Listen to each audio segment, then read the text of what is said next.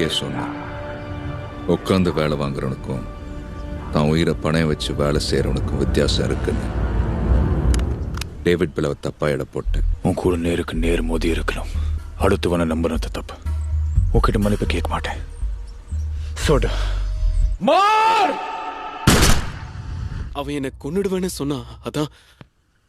ஜெயிக்கிறதுக்கு 1000 எதிரிங்களை கொள்ளலாம், தப்பில்லை. ஆனா ஒரு துரோகி உயிரோடு விட்டா பெரிய தப்பு.